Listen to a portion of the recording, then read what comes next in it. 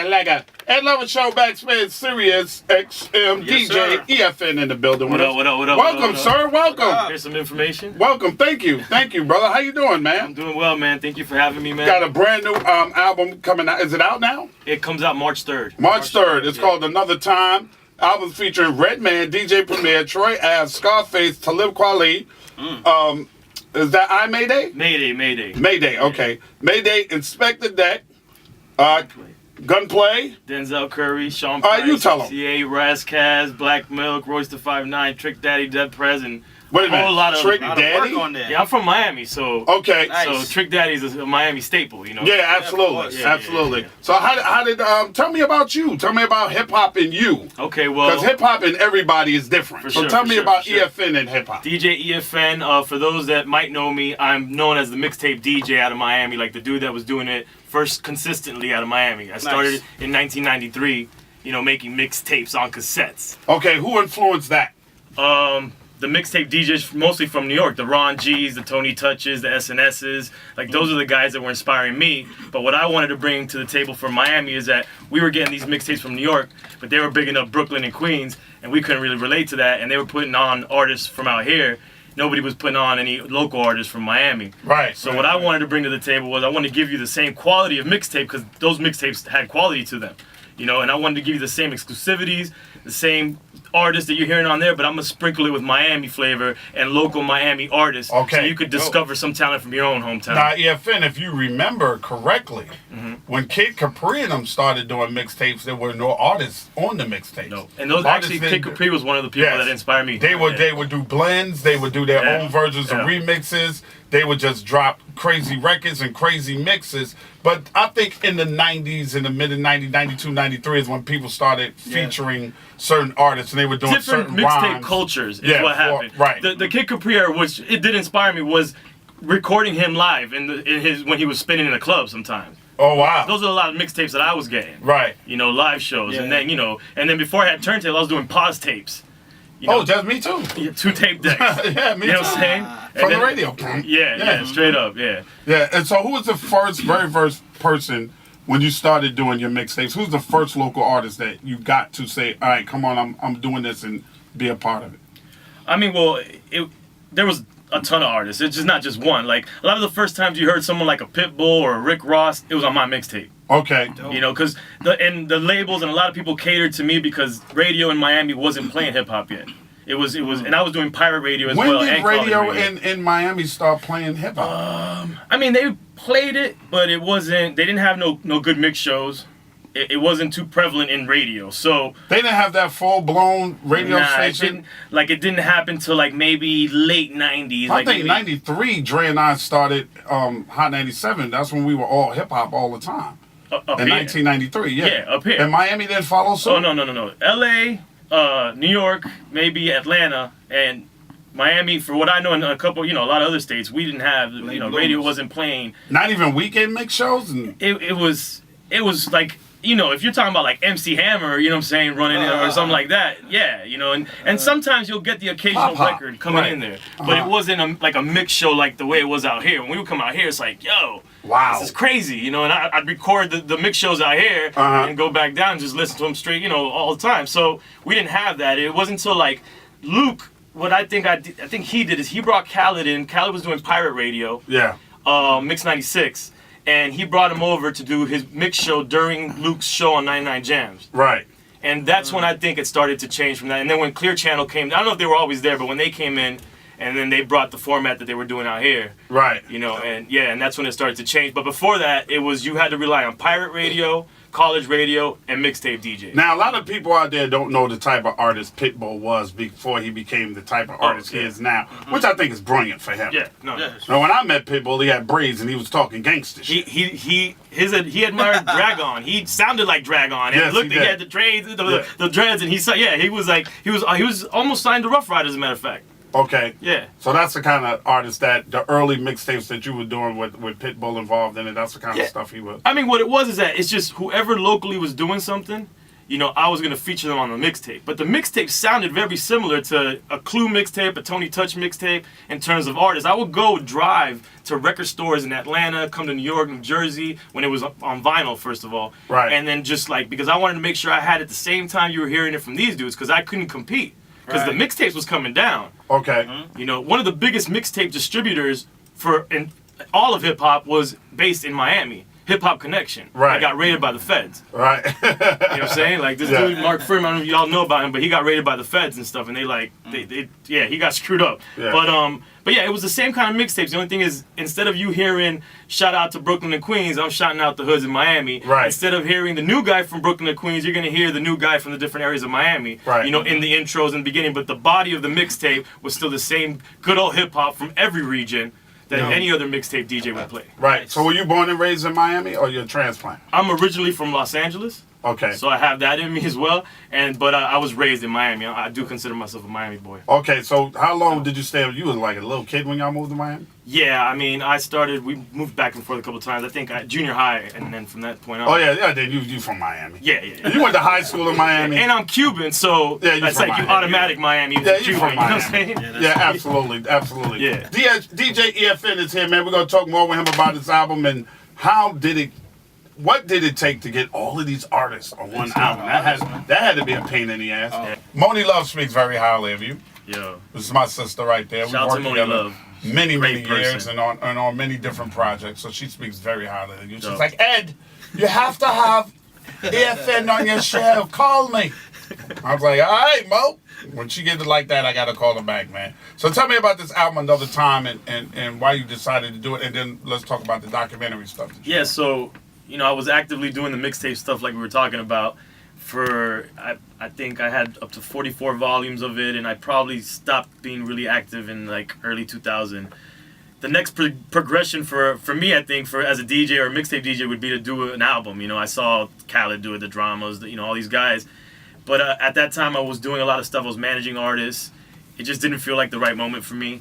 But then time started passing by, and I was like, damn, I better get to this because, I don't know if these people are gonna fuck with me still, because basically for this album, you see all the artists I got. I really 90% is relying on my relationships. Right. And like I said, I was the tastemaker in Miami that these labels, managers, and artists were dealing with, and I had to rely on those relationships still being intact. And I kept them, behind the scenes, but they don't need me anymore as a DJ because, I'm not relevant like that anymore for them. So I was hoping that they were still fucking with me. And luckily for me, these people, came to the table and I told them what I was doing, the project, and most of these people, worked with me, and a lot of these people are friends of mine. These aren't just people that I went out there and bought all kinds of verses. Right. Like I tried to put together a real cohesive project that like everything is about like what I encompass, which is respect for the pioneers, the legends, the people that are well established, the guys that are doing it now, the young guys, buzzing that I feel are dope, and then introducing new artists that you've never heard before as well, and then also making sure there's a Miami stamp in there as well because that's my city. Right, absolutely. Definitely. So how hard was it to get everybody together? I mean, before I started it, I was just like looking up a mountain like this. I don't know if I could ever do this. But once I started getting, the production, then one person on a track, and then it just started snowballing into, I felt like I was back in my mixtape hustle. Okay. The mixtape hustle for me was like, I got to make sure I have these certain exclusive tracks, and then I have to have these other tracks, and I have to have 2 or 3 exclusive freestyles just for my mixtape. So people are like, yo, you heard that new verse that Nori did, or you heard this? Like, I needed that, and that's how I felt with this. And then, when in the mixtapes, you would get the one verse, and then you tell the next artist, my man Nori just killed this freestyle for me.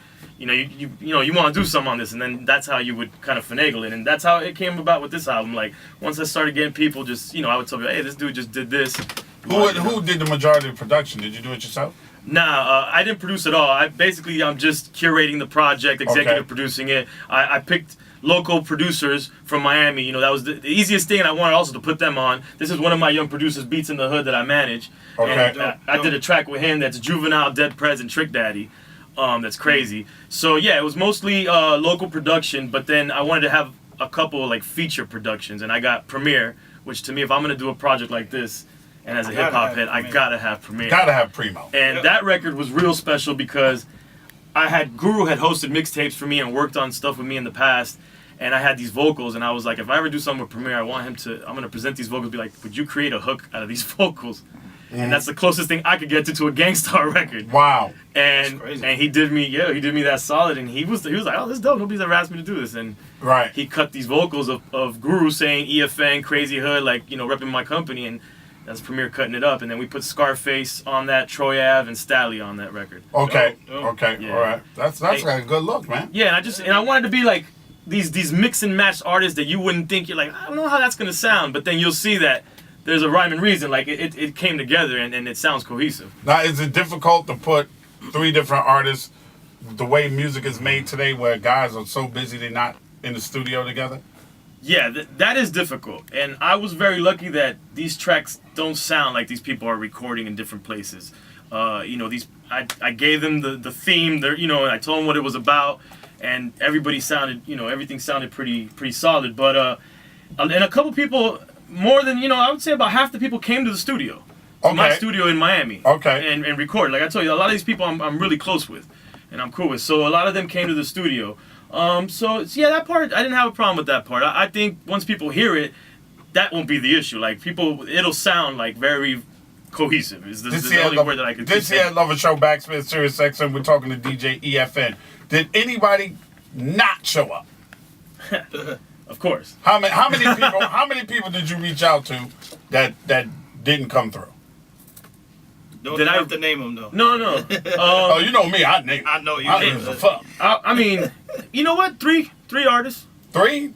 I mean, look, I didn't know. At the end of the day, a fan tweeted and said, "You have 66 artists on your album." Wow. Yeah, that's a lot, bro. Like and only 3? They're like, Tony got 50 ratio. MCs. I'm like, yo, I'm not trying to be Tony by no means. Tony Touch is my homie. But wow, I was even like, I didn't even realize that I had 66 artists on here. Yeah. Wow. How long does a project like that take to put together? Half a year. Which I think now in retrospect, that's not that long. That's not that long, yeah. For 66 21 people, tracks. Yeah, for 21 tracks and 66 artists? Yeah. That is not that long. Not bad. When we come back, DJ EFN is going to tell us all about the global documentaries on hip-hop that he's working on. That's DJ EFN in the building with me. Yes, Got sir. Trick Daddy on his brand new album, Another Time. Why'd you call the album Another Time? Because, you know, I grew up in that early to mid 90s era, and I feel like, you know, that's the era that I'm kind of stuck in musically. You fucking hate today's hip-hop, don't you? I don't. I mean, Some of it you like, but overall. I mean, Overall. I think we're lucky that we experienced something that nobody's ever going to be able to experience again. Right. Something at its infancy.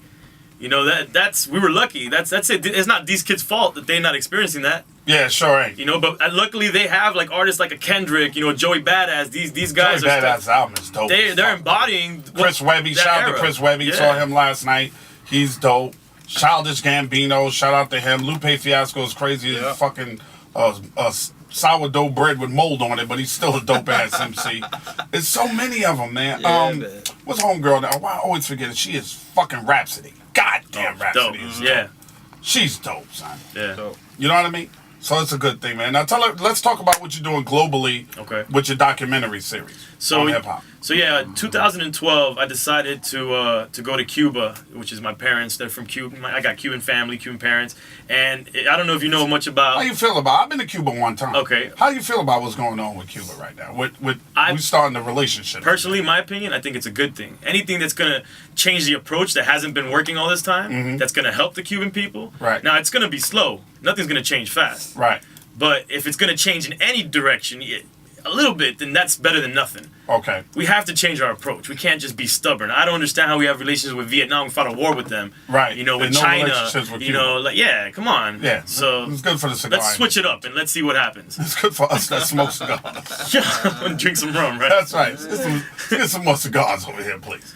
So yeah, I mean, so we went to Cuba for the first time, but like you said, how do I feel? Because in the Cuban community, the Miami Cuban community specifically, they are totally against everything having to do with Cuba. Like we're raised, you don't go to Cuba, you don't spend money because you're giving it to the Castro regime. You're a communist if you travel there. You're a communist if you say you like Cuba. Like it's just they just scare you. And I mean, there's been issues in the past where there was terrorism versus people that anybody even like had an inclination towards something positive towards Cuba, the country. So when I told my family, I couldn't tell all of them. I told my mom, I just had to spring it on them after the fact. I was like, Right. hey, I told my grandma when I got back, and she didn't talk to me for 2 weeks. Wow. Still hasn't seen the film and doesn't want to see pictures of it. Oh, wow. And I have to respect that. She has because bad memories. They went through something. They all went through some serious shit. So my father And the came Castro in. regime had their boot on their fucking neck, so They they're did. not fucking with that. They did. Yeah, they went through a lot. So I respect them, but I also know times have changed, and we got to do something for the people there now. Right. Yep. And I understand there's a lot of political stuff that's just a bunch of bullshit that we're allowing to just continue and fester. Like, let's just change it up. Let's see what happens. So yeah, I went. And I said, I don't want to deal with the politics because that would be a mess. Right. I'm not there to do politics. So I was like, the one thing I know is hip hop. I'm going to go there. I'm going to try to link with hip hop heads out there, artists, DJs. And that's what we did. We filmed the experience. We stayed with a family. We didn't go in a hotel fancy. We stayed Cuban style, flushing the toilet with a bucket of water. Oh, wow.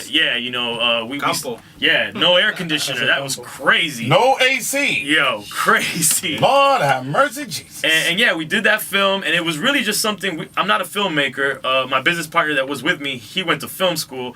But I was like, let's just film it, let's put it together, and let's just see what people think. Just put it out. And we got some festival nods, some festivals picked it up, and then it got to one of my friends that ended up going to Revolt TV. Mm-hmm. He brought it over there, and they hit me up, and they're like, yo, we want to license the film from you. Wow. And I was like, that was my first time ever doing like a film like that, so that was crazy to me. That's dope. And then while we were showing that film, though, like I was going to different cities and showing the film, I noticed a trend that people were coming up to me that weren't Cuban or weren't even Hispanic or Latinos, and they were like, yo, you're inspiring me to want to go back to my country now, where my parents are from or whatever. And they were from all walks of life. And then I was like, you know what, let me go to these countries and let me explore these countries through hip-hop, because I know hip-hop is everywhere. So I'm curious as well to see how we're influencing these people. And I also wanted to prove a point. Like, when I go to these places, usually I'm going into their hoods, like deep in the hood. And it might be foolish of me, but I'm trying to prove like that hip-hop is the common language. And if I connect with those hip-hop artists in the hood, like, I'm good. I get the hood pass. Right. And, it happened in Cuba, but in Peru, we went into, like, their Compton, like, and we went in there, and even the artists that we had met before, like, don't go in that hood, And when we got there, we got greeted with guns, but it was just a show, like, hey, we got them. But as soon as, the artists came out, it was all love. And then in Haiti, the same thing. We went to Cité Soleil in Haiti, which is one of those worst slums in the world. Right. And we went in there, and that was crazy as hell, but it's just, I wanted to prove that point. Like, hip-hop is kind of like protecting us. It sounds kind of corny, but it's what's happening. Like, the art form and the culture, like, we have that common bond. And I don't speak Creole. That was the new thing when we went to Haiti. It was the first time I don't speak the language. I spoke Spanish. Cuba, I spoke Spanish in Peru. Right. Now I'm going to Haiti. I don't speak Creole. Right. So I don't know, the vibe better be correct. Yeah, you better have somebody. Someone in Creole says, let's pistol whip this motherfucker and take everything. I ain't going to be able to defend myself from that. Nothing you can do about it. I'm only going to hear it from I don't even know if Wyclef could have saved you. Yeah, so you know what? But it was funny because we're talking to them and they're speaking broken English, and there's a part in the film I'm like, yo, I don't understand a word you're saying, but I understand everything you're saying. And the dude was like, hip-hop. Hip-hop. Yeah. Absolutely. Yeah. Sex 7 Miami's own DJ EFN is here. Yes, sir. Brand new album out. It's called Another Time. Well, it's coming out on the 3rd of March. Yes. All right? And y'all can get that. It features a whole lot of people. Most of your favorite MCs are on this album. And EFN put it all together. It took them like 6-7 months to do it. Big hip-hop head. A lot of work, man. King of the mixtapes in Miami. Who's holding the torch for you right now? Mixtapes? Yeah. I don't think mixtape culture that I'm from exists anymore. It don't exist anymore? No. Think about it. When people talk about mixtapes now, they talk about a single artist just rhyming on different people's beats, and that's a mixtape. Right. It ain't a DJ curating or mixing or blending or doing anything. Right. And then the physical, to me, is like, once you took away the physical, once the physical went, it was out of the... It was gone. So to pay homage to that, actually, shout out to Redef Records. We're pressing up limited edition cassette tapes of my album. Dope! I want one of those. Double LP. Please make sure I get one of those cassettes. Double LP and the CD. Cassette. And the artwork is special because this is my homeboy who's from Miami as well, but he also did the artwork for Slim Shady LP, Eminem. Right. Beach Rhyme and Life, Tribe Called Quest. Nice. And he's an ill MC. He's also the MC that Eminem's talking about on Stan. Oh, okay. Okay. Yeah, and that's my homeboy. He made this this album cover, which is a character that we've developed over the years with different projects I put out. That's a beautiful thing, That's bro. dope, man. Yeah. That's dope. We keep it all in the family over there. Yeah, I was about to say. man. Yeah, Got to, man. So If we don't help each other out, then what the fuck? Yeah, right. You got the whole crew going down doing shit. Doing Definitely. a little list. You got his man doing illustrations. So, EFN.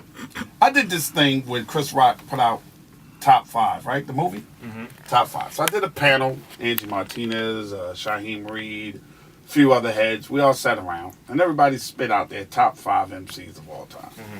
Give me yours. Wow. Put you right on the spot, didn't I? Is it in order though? No. No, sir. Okay, Just because order top makes it even 5. worse. Yeah, order makes it work. Order's Okay. hard, man. So, Rakim, Nas, Ice Cube, Rakim, Nas, Ice Cube. You got Big two. L, Big L. and Scarface. Scarface. Wow. That's a nice 5 right there. Yeah. That's a very wicked 5. Rakim, Nas, Scarface, Big L. Ice Cube, Big L. Big L. Yeah. And this is Ice Cube pre-West Side Connection. Early Q. Early Q. Yeah, America's Most Wanted Q. Early Q. Yeah. Yeah. Man, that's you love to look a couple of names off of there, Yeah. bro. No Nas on there. No, he said Nas Nas. and Nas. Oh, No Hova, no Jay. No Jay-Z. I mean, Biggie. yeah. Biggie, yeah. Honorable I don't know, but mentions. hey, Tupac. I had a lot then of we're going Tupac. into 10, man. I I had a mean, lot of Tupacs on it. LL Cool J. but the thing is, I'm also not trying to say what everybody's saying. They're getting enough recognition as well, you know. Like everybody's gonna say Jay-Z, Biggie. Right. You know, I'm trying to give you something, you know. does it drive you crazy like it does me when people sit around and are not qualified to do these lists and Most definitely. it drives me fucking Yeah. up the wall, man. Yeah. And there's some blogger on there talking, and I'm like, when the fuck did you start listening to hip hop? Like, what qualifies you to even talk about this? I think whenever they do the top 5 or top 10 or whatever they do, I think you should have like, okay, we have to create categories, and we have to put these people in like, you know, categories or different eras they have to be in. Generations. Yeah, generations. 'Cause I think generationally it makes a difference. Yeah, I mean, I have an issue with like when the youth starts snapping on the older cats or the older generation, and they saying this and that and the other. I feel like hip hop hasn't changed too much. As a matter of fact, it seems to be going back now to like a '90s feel Going sometimes. back. Right. So it's like, unless you fucking walking on ceilings rapping backwards, you ain't doing nothing new. Right. You know what I'm saying? So just because, you know, I'm growing gray right now and I'm in the Graybeard gang, don't mean I'm not qualified to still talk about what you're doing right now, because you ain't That's doing nothing right. different. You're not doing shit. And also, we were taught, I'm assuming everybody here, we were also taught coming into hip hop that you had to pay respect to That's the right. pioneers. Yeah, definitely. And like, I remember going into a club and I didn't know everything, so when I heard a DJ play a record, I assumed, because I gave respect to the DJ, that I need to know what the fuck that record is, and I went and dug in the crates. And there was no Google. You fucking going around trying to Right. find Looking records. like, what what the record fuck was did that? he just play? That's right. You know, and I don't feel like that's what the generation now is paying respect to the people before them. Yeah. You know, and without I what don't came feel before, like that there's no either. future. You know? That's right. And one day, and this is what I always tell them, one day you going to be in that position. Yeah. Yep. We all aging. That's Come right. on, what's wrong It's with y'all? just- that's a constant. How you gonna act crazy? That happens. It happens every day. Yep. And I tell them all too, stop acting like Biggie and Tupac wanted to die. There's no glory in them dying early and dying young. They would both like to be here. They never really saw the fruits of their labor. You know what I mean? They would like to be here to continue their legacy. So let's stop acting like they wanted not to be here anymore, and stop acting like you're lucky if you die at 28 or 24 or 25. No, that's not cool. To live is to gain knowledge, and to gain knowledge is to live. And to progress. And to progress. That's right. And you want to progress. So one day, whoever's the young hot dude right now, whoever it is, whether it's Tiger or Big Sean or whether it's Drake, one day you're going to be 45. Yep. And then if you didn't show the people that came before you any respect, then the people that Not come gonna behind respect you are you. not going to show you any kind of fucking respect. Yeah.